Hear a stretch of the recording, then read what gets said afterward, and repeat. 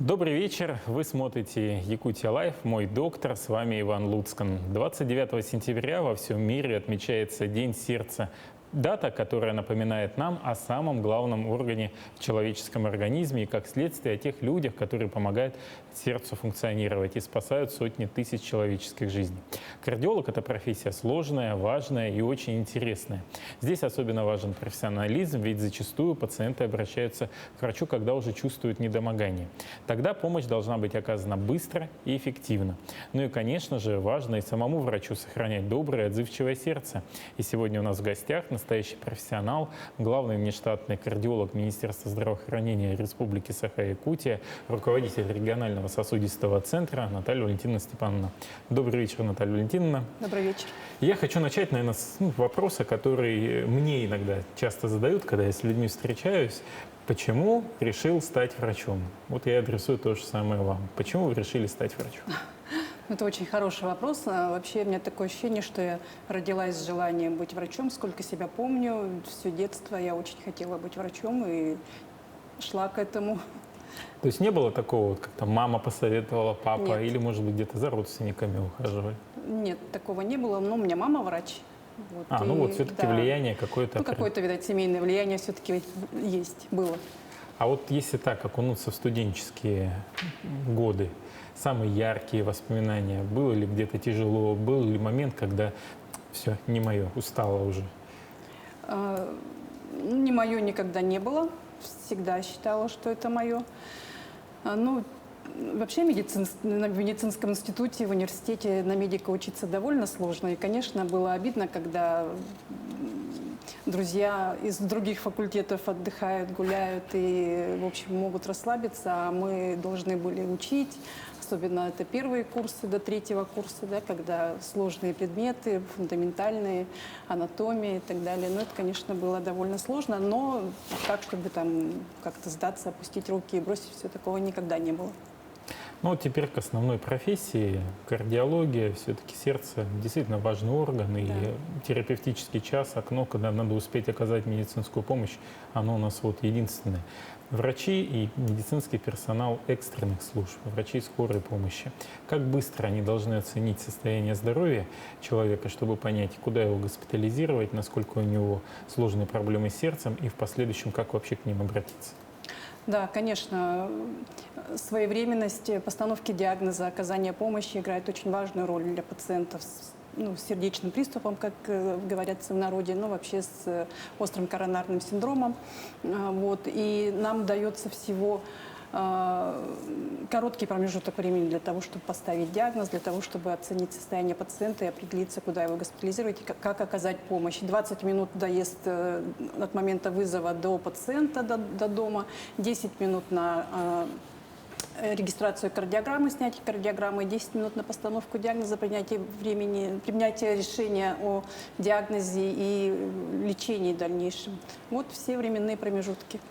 А вот могут, допустим, быть специалисты, врачи скорой помощи определить точный диагноз, или все-таки нужна консультация узкого специалиста-кардиолога? Нет, вообще, если речь идет о именно приступе ишемической болезни сердца, об инфаркте миокарда, то это в силах и врача скорой помощи, и фельдшера скорой помощи. Это они знают всю клинику и изменения на кардиограмме при инфаркте миокарда, поэтому это вполне в силах, конечно. Ну, конечно, бывают сложные случаи, но стандартные такие, типично протекающие случаи в силу. Наша скорая помощь профессиональна в этом вопросе. Я хочу напомнить зрителям, что мы работаем в прямом эфире. Телефон, чтобы вы могли задать свой вопрос в студии, 8 41 12 42 14 39. Кроме этого, вы можете задать вопрос и по телефону нашем WhatsApp мессенджере 8 914 235 05 02. А какие чаще всего заболевания сердечно-сосудистой системы диагностируют у жителей республики? Наиболее распространенное заболевание – это артериальная гипертония, конечно. Очень много людей страдают этой болезнью, и часто невыявленная бывает гипертония, либо человек знает, что у него повышается давление, но он считает, что как бы это у него так и надо, либо возрастное, и не принимает. На втором месте это ишемическая болезнь сердца, поражение коронарных артерий. Вот. И далее уже сердечная недостаточность, другие заболевания. Вот вы затронули как раз артериальную гипертонию. Буквально недавно я осмотрел литературные данные о том, что артериальная гипертония молодеет. И то, что сейчас уже и лица молодого возраста подвержены повышенному давлению. Вот как быть в этой ситуации? Когда лучше всего обратиться к врачу? Как надо часто проходить ту же самую диспансеризацию людям, чтобы выявить факторы риска? Ну, конечно, диспансеризация проводится, насколько я помню, старше 35 или 40 лет ежегодно, а моложе лица, они проходят там, по-моему, раз в 3 года. Там график есть по годам о диспансеризации населения. Конечно, давление надо измерять, периодически контролировать, и особенно, ну, где-то уже, наверное, 30 и старше уже точно надо контролировать, периодически измерять. И если выявляются 3 последовательных измерения давления, выявляет повышенное артериальное давление, это 140 на 80, на 90, ну, систолическое верхнее артериальное давление 140 и выше, то надо, конечно, обратиться к врачу. Даже давление 130 является нормальным повышенным и требует наблюдения пристального. А вот в каком, скажем так, состоянии человек должен измерять это артериальное? Ведь мы знаем, что там после приема пищи оно физиологически повышается, после физических нагрузок тоже повышение краткосрочно идет. В данном случае когда лучше? Да, конечно, даже у здоровых людей артериальное давление не бывает, не стоит на одном месте. Различные нагрузки, стрессовые ситуации вызывают повышение. Это адаптационные механизмы организма. Но у здоровых людей оно быстро приходит в норму, например, после физической нагрузки. Поэтому необходимо, конечно, не сразу после пробежки или так далее, да, измерять давление, не сразу после стрессовой ситуации. Немного надо успокоиться, посидеть, отдышаться, и тогда можно измерять давление. Утром не сразу после пробуждения. Нужно встать, походить, там, ну, не знаю, умыться, причесаться, и после этого уже можно измерять давление. То есть сразу после пробуждения тоже не совсем верный момент для измерения давления. Может показаться, что все хорошо. Либо может показаться, что все хорошо, либо физиологично тоже бывает, что на пробуждение у человека может немного повыситься давление. Вот среди пожилых людей у нас чаще всего диагностируют сердечно-сосудистые заболевания, и порой у нас даже мифы разные ходят, связанные с тем, что женщины живут дольше, чем мужчины, потому что мужчины не следят за своим здоровьем и чаще всего подвержены в том числе и сердечно-сосудистым заболеваниям. Вот все-таки это миф или это правда? Ну, к сожалению, это не миф, к сожалению, это правда. Да, женщины живут дольше, и по статистике женщины живут дольше, и как российская статистика, так и наша статистика в нашей республике. Вот. И, к сожалению, да, мужчины более подвержены заболеваниям сердечно-сосудистой системы, и они у них присоединяются. Ну, ишемическая болезнь сердца развивается раньше, потому что мужской возраст является фактором риска, некоррегируемым фактором риска для развития болезни системы кровообращения, но именно ишемическая болезнь сердца. Поэтому мужчины должны следить за собой даже лучше, чем женщины. Ну и чаще всего как раз-таки женщины направляют мужчин к врачу. Но чаще бывает наоборот. Да. Вот давайте поставим себя на место пациента. И вот первый же совет, который вы могли бы дать человеку, который считает, что у него что-то не так. Ну вот здесь вот у меня покалывает, видимо, это где-то в области сердца, вот что у меня, да, или это вас дает остеохондроз какие-то, да, свои, или же это все-таки сердечные проблемы. Вот что ему нужно делать? Первый его шаг. Если появились боли в грудной клетке, конечно, надо оценить вообще, ну, для себя хотя бы понять, с чем связаны эти боли. Может быть, они связаны непосредственно с физической нагрузкой, если вот человек там поднялся по лестнице, либо там немножко пробежался за автобусом, к примеру, и развиваются у него давящие, сжимающие боли за грудиной, грудной клетки, либо эти боли, они имеют другую какую-то взаимосвязь с другими факторами, с актом дыхания, либо вообще просто при перемене положения тела бывают колющие боли где-то там в левой половине грудной клетки. Надо определиться сначала для самому себе, что вообще, какие боли беспокоят и с чем они связаны. связаны.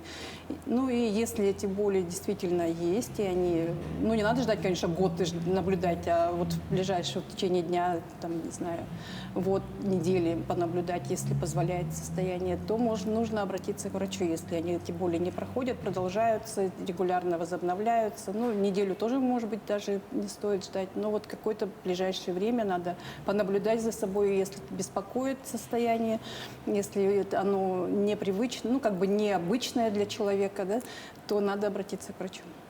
А вот какие жалобы в первую очередь говорят о том, что есть все-таки заболевание сердца? Ну, И радиация, вот то, что нас отдает там под лопатку, да, вот острая, как кинжальная боль, вот эти вот вещи, как дифференцировать простому человеку? Да, если мы говорим о стенокардии, ишемической болезни сердца, приступ стенокардии характеризуется обычно это типичный болевой синдром. Что такое типичный болевой синдром? Это давящие, сжимающие боли за грудиной. Вот вместе вот это. Мне где-то там слева, там под мышкой, ну, часто показывают, где-то там болит. Типичная боль – это загрудинная боль. Синдром сжатого кулака или называется. Грудная вот. жаба еще. Да, грудная жаба, да. Эта боль возникает при физических нагрузках, то есть непосредственно связаны. Человек пошел, нагрузка случилась, поднялся по лестнице, как я уже сказала, где-то пробежался, побольше нагрузился, и появляется эта боль. Потом, когда нагрузка заканчивается, прекращается, боль тоже заканчивается. Ну, это вот такой стандартный случай именно стенокардии напряжения. Может иррадировать в левую руку, в левую лопатку, сопровождаться одышкой, чувством нехватки воздуха. Вот эти симптомы должны насторожить и заставить обратиться к врачу, конечно. А при инфаркте? При инфаркте болевой такой же, но интенсивность болевого синдрома, она наибольшая, конечно.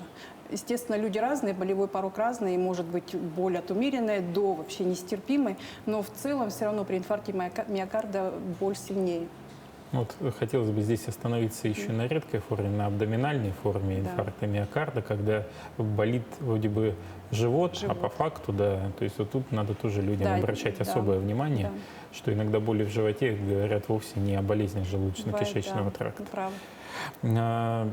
Ни для кого не секрет, все-таки болезнь лучше предупредить, чем потом ее лечить. Еще Гиппократ в свое время это говорил. Вот какой бы совет вы бы могли дать в плане сохранения здоровья сердца и сосудов? Конечно. Советы стандартные. Беречь сердце с молоду, как это говорится, беречь честь с молоду. Это кардиологи говорят, берегите сердце с молоду, правильно питаться, не злоупотреблять алкогольными напитками, отказаться от курения, если или не начинать курить вовсе. Регулярные физические нагрузки, режим сна, бодрствования тоже важен, потому что стрессовое нарушение этих циркадных ритмов тоже могут спровоцировать развитие артериальной гипертонии. Далее уже стрессовые ситуации, постоянный хронический стресс также может влиять на состояние сердечно-сосудистой системы. Вот такие вот профилактика ожирения, лишнего веса людей. Много фактов. Ну, такие они все стандартные рекомендации, все об этом говорят, и, к сожалению, это самые трудноисполняемые рекомендации. Ну, вот вы, как руководитель регионального сосудистого центра, получаете информацию от всех инфарктов с республики и от тех, кого нужно оперативно госпитализировать к вам. Вот вы заметили какую-то тенденцию, связанную со временем, когда чаще всего обращаются люди? Возможно, после, опять же, тех же самых возлияний алкогольных, когда люди злоупотребляют, а потом после каких-то торжеств их привозят как раз состояниями тяжелыми. Вот есть какая-то здесь статистика? Мы, например, четко видим взаимосвязь с повышением физических нагрузок в весеннее время, либо в осеннее. Почему весной? Весной начинают люди активно убирать на даче, работать. Ну, сначала снег скидывать, а сначала снег там копают, убирают активно. Через боль бывает, у них уже болевой синдром есть. Осенью это у нас люди копают картошку, также занимаются огородом. Ну вот, в летнее время, несмотря на жару, несмотря на это, у нас уже вот который год мы видим спад какой-то такой, немножко поступлений пациентов. Вот, но вот зимой, осенью, весной все-таки пациентов много. А вот по поводу алкоголя? Алкогольные напитки, да, ну, конечно, обильное возлияние вообще очень плохо влияет в целом на организм, и также и бывает, да, довольно нередко случаи, когда поступают люди после хороших таких застолий. Вокруг болезни сердца всегда очень много разных мифов ходит. Тут у меня сейчас как раз коллеги один вопрос от постоянного зрителя задали. Вот он 20 лет употребляет отвар чеснока. Да, и говорит о том, что все, меня и болезни сердца не возьмут. Вот есть какой-то эффект чеснока в том, чтобы сохранить здоровье сердечно-сожильной системы, или это большей частью эффект плацебо? Ну, кардиология является доказательной наукой, да, то есть мы сейчас вообще живем в век доказательной медицины, то есть любой метод лечения, препарат лекарственный, либо любой метод диагностики должен пройти исследование, доказать свою эффективность и безопасность. Чеснок никто не изучал, поэтому я не могу сказать, насколько он эффективен. Ну, возможно, какой-то общий укрепляющий эффект есть, как эффект плацебо тоже. Вот. Но мы, конечно, всерьез никогда чесноком не лечим, не назначаем, не рекомендуем. Только как приправу к пище. Да, приправы для удовольствия. А вот по поводу валидола и нитроглицерина. Некоторые вот сразу под язык валидол, валерьянку, нитроглицерин. Как дифференцировать, что нужно, а что не нужно, и что реально помогает? Ну, валидол, валерьянка – это такие вспомогательные, я не знаю, тоже есть какие-то у них свои эффекты, но это препараты не являются рекомендованными при лечении приступа стенокардии. Рекомендованный препарат – это нитроглицерин, это лекарственный препарат, у него есть своя дозировка, свои показания, противопоказания. А валериана, ну, немножечко успокоить нервную систему, наверное, можно, и валидол также. И то эффект наступит только через неделю? Да, эффект наступит, когда накопится действие седативных средств, которые содержатся. Это вот, кстати, напоминание всем, что на самом деле валерьянка, это большая часть эффект плацебо оказывает, она имеет накопительный эффект, и точно так же, как и валидол. А вот что касается препаратов, связанных с артериальной гипертонией, какой препарат выбора, вот если в аптечке человеку, который знает, что у него могут быть определенные гипертонические кризы, нужно держать, и в какой дозировке его надо применять? Ну, чаще всего каптоприл применяют или капотен? Вообще, это, конечно, сложный вопрос, потому что каждый человек индивидуален, и лечение гипертонии обязательно должен назначить врач, и пациент, у которого есть артериальная гипертония, обязательно должен принимать постоянно свои собственные лекарственные препараты. Не то, что там пьет его жена, или там муж, или мама, бабушка, а то, что назначил, подобрал ему врач, исходя из состояния здоровья. Вот. И если на фоне оптимальной медикаментозной терапии у человека поднимается давление, то это говорит о том, что у него, она не оптимальна. Да? Ну да, есть такой препарат, как каптоприл, который, в принципе, мы рекомендуем как препарат скорой помощи при повышении артериального давления. Но также это должен посмотреть врач индивидуально. Вот, потому что противопоказания тоже у него есть, свои показания к назначению противопоказаний, может быть, данному конкретному человеку не подходит это лекарственный препарат. Вот артериальная гипертония, возвращаясь опять же к ней, она является одним из факторов риска развития как и инфаркта, так и инсульта.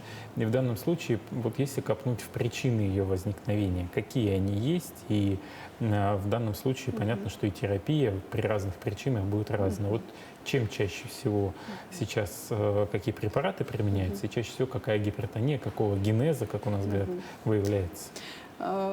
Артериальная гипертония, конечно, это такое заболевание, эссенциальная артериальная гипертония, она поэтому называется эссенциальной, что причины пока современная наука медицинская не знает. Вот. Есть, конечно, небольшой процент артериальной гипертонии вторичных или симптоматических, которые развиваются на фоне каких-то заболеваний, например, заболеваний почек или каких-то других, там, эндокринных желез. Да? Но это очень небольшой процент, и в основном у людей развивается эссенциальная гипертония, причин которые нет, мы не знаем пока, почему развилась. Есть много факторов, много теорий.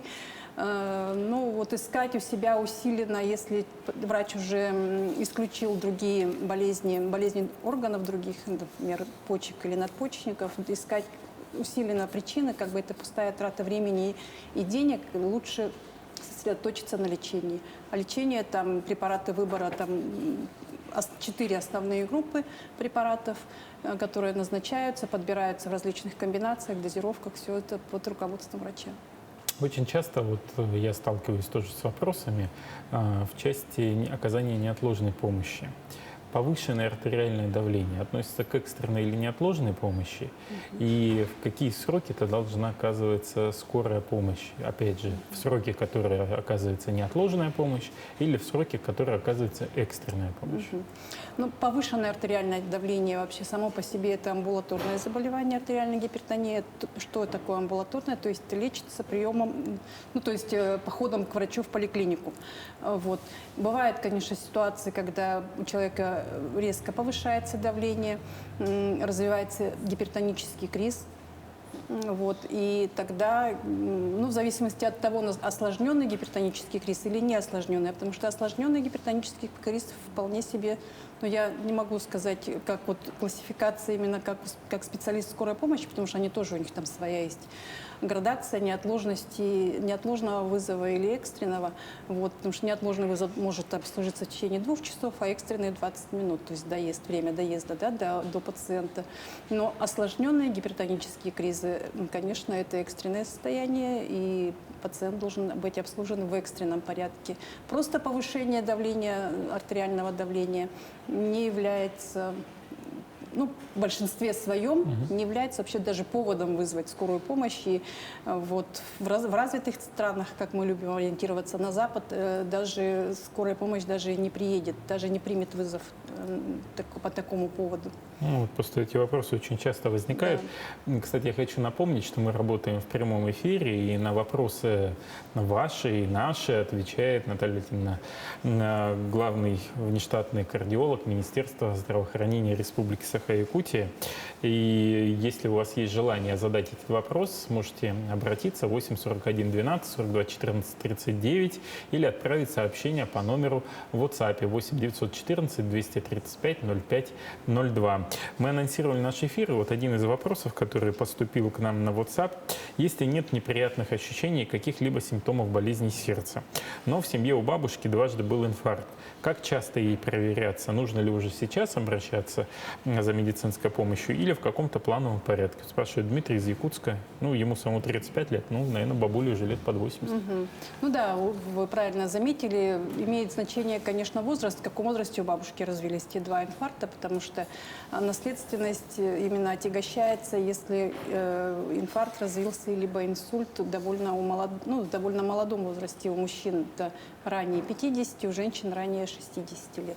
В принципе, если в более старшем возрасте развивается данное заболевание, это не совсем так уж, чтобы отягощенная наследственность, но тем не менее, так как уже нашего зрителя есть все-таки какие-то проблемы, да, и мы не знаем, в каком возрасте у бабушки были данные события, и уже у него возраст довольно такой, пока еще молодой, конечно, слава богу, но следить за собой никогда не рано, никогда не поздно, и измерять артериальное давление необходимо, и знать уровень холестерина своего тоже необходимо. А вот какой нормальный уровень холестерина для тех, кто не знает? Понятия нормального уровня холестерина в целом нет. Есть целевые уровни холестерина, и для каждого отдельно взятого, категории людей, да, у них свои уровни. Например, молодой, здоровый, у него один будет уровень, а уже человека, у которого есть ишемическая болезнь сердца, либо артериальная гипертония, у него свой более жесткий уровень холестерина, целевой уровень холестерина, к чему мы должны, если у человека повышенный уровень, да, уже высокий холестерин, то мы должны назначать препараты, снижать, это по показаниям, конечно. Вот. К сожалению, часто люди, имеющие заболевания сердца, ориентируются на те цифры, которые написаны в анализах, там референсные значения. Это неверно, уровень свой у каждого. Потому что надо изучить липидный профиль, индекс атерогенности. Во-первых, липидный профиль, конечно, да, и даже если просто как скрининг взять просто общий холестерин, все равно даже общий холестерин, у него свой есть, свои цифры для каждого человека. Можно ли сказать, что с возрастом болезни сердца неизбежны? Нет. Конечно, болезни сердца очень распространены. Очень много людей страдает болезнями сердца. И вообще это эпидемия современное, да, общество современного. Вот, в связи с тем, что там много у нас факторов, и едим мы много, доступная еда у нас высококалорийная, и двигаемся мы мало. Вот. Но есть, конечно, отдельные люди, у которых до глубокой старости нет болезни сердца. И когда в свидетельстве о смерти ему пишется «умер от старости». Это очень мало людей таких. Да. Да. А вот все-таки сейчас пандемия, ограничения определенные. Повлиял ли как-то ковид на работу кардиологической службы и стали ли выявляться больше пациентов как осложнение, данные ковидом в сердечно-сосудистой системе? Ну, ковид повлиял вообще на жизнь людей во всем мире. И кардиологическая служба не исключение. И, конечно, да, ковид очень часто осложняется болезнями сердца различными, и инфаркт миокарда, и воспалительные заболевания, миокардиты, перикардиты, сердечная недостаточность. Много таких пациентов. Вот опять же, для понимания, да, чтобы люди, наши тоже и зрители понимали, на каких уровнях у нас оказывается медицинская помощь по профилю кардиологии. То есть если, понятно, есть там поликлиники, профилактические там терапевтические стационары и региональные сосудистые. Вот куда кого отправляют? Ну, такой Обширный вопрос. Вообще у нас в республике трехуровневая система оказания медицинской помощи, по крайней мере, кардиологическим пациентам. Первый уровень – это, конечно, амбулаторное звено, ну, либо это участковые больницы. Даже центральные районные больницы считаются, в которых нет первичных сосудистых отделений, это первый уровень. Вот, и пациенты туда по показаниям, конечно, направляются либо на амбулаторное лечение, либо стационар, если им нужно в обычный терапевтический стационар.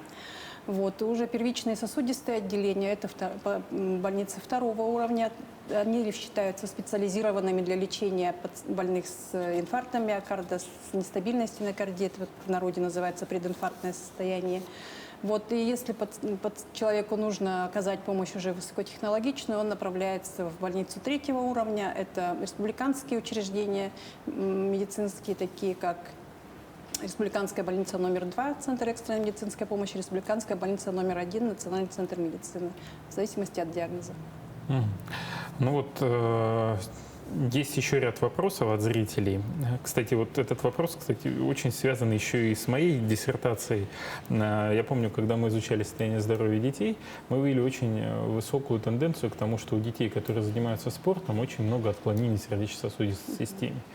Вот говорят, что спорт полезен для сердца. Ну, вот, спортсмен, хорошо вроде бы, да?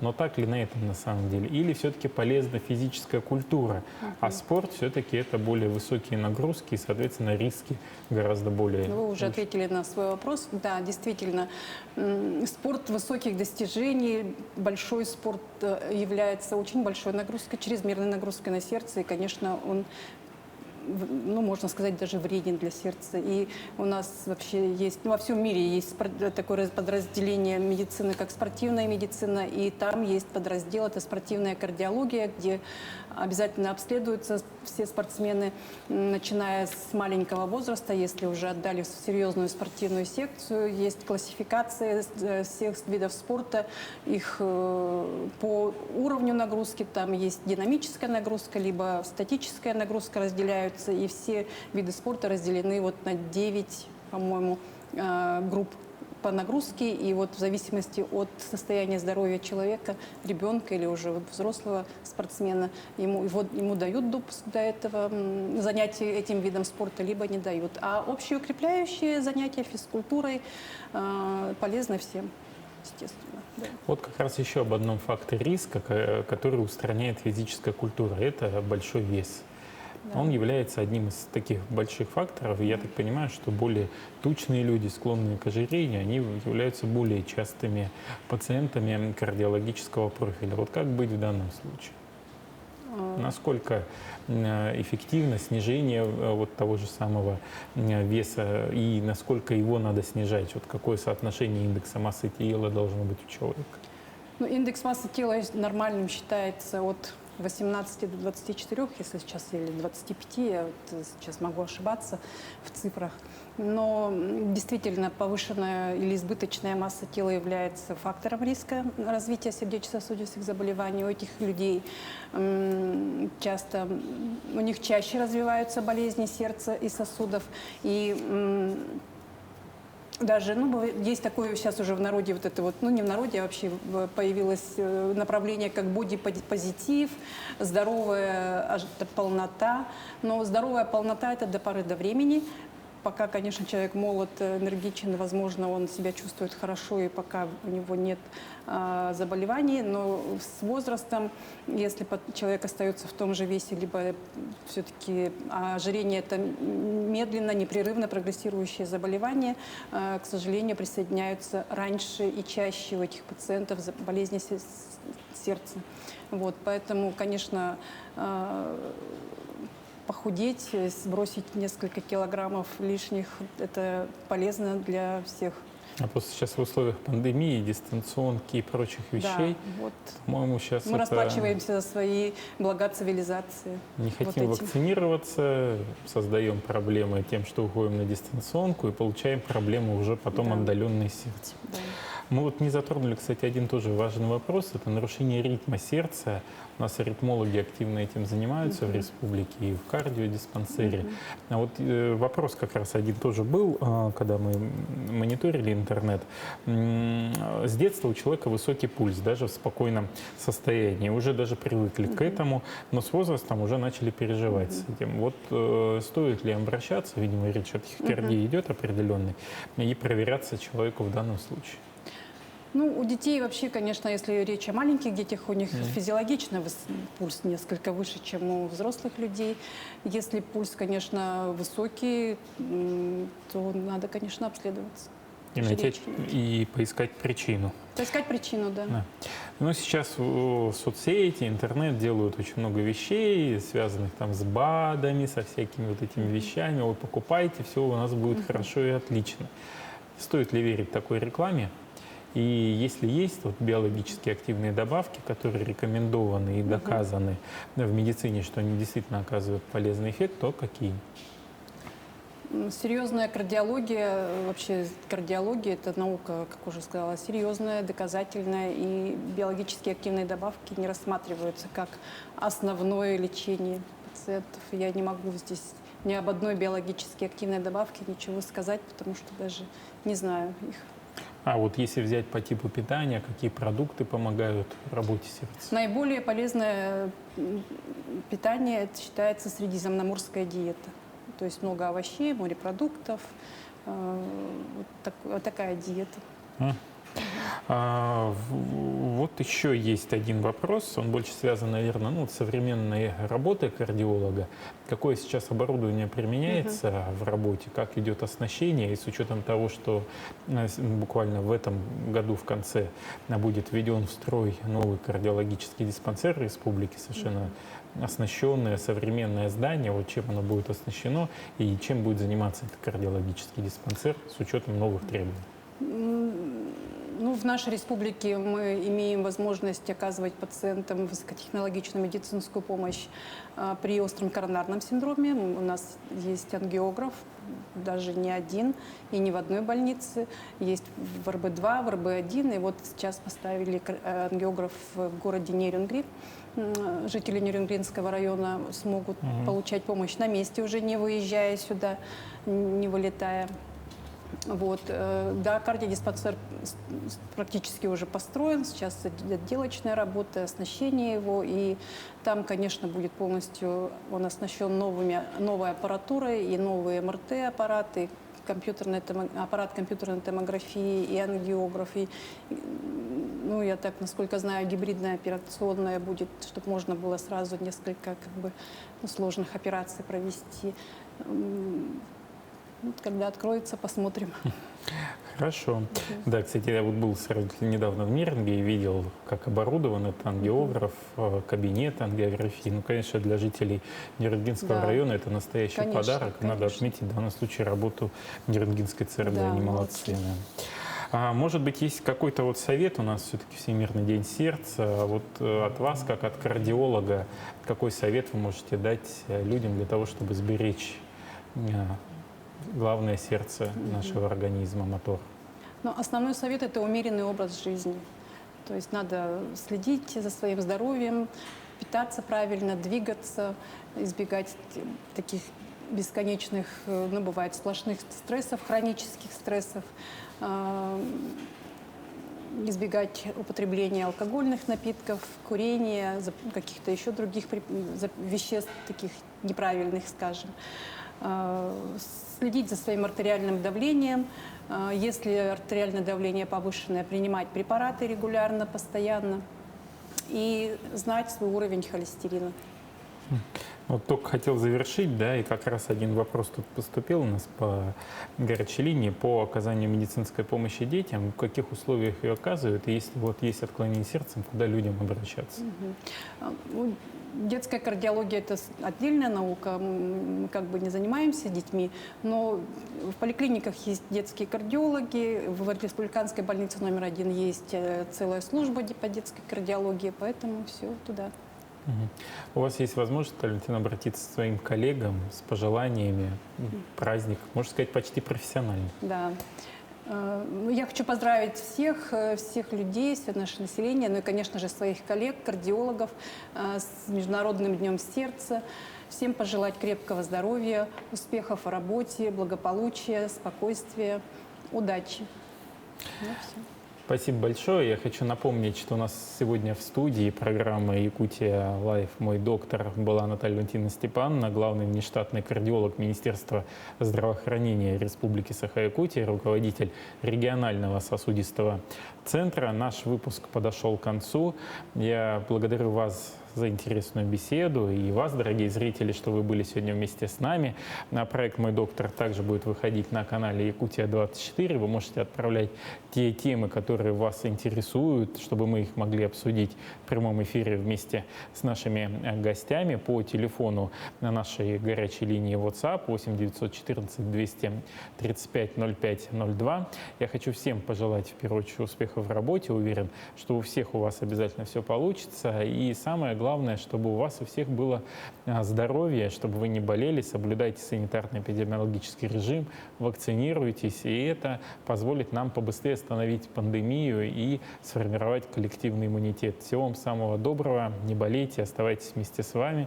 С вами был Иван Луцкан. До свидания.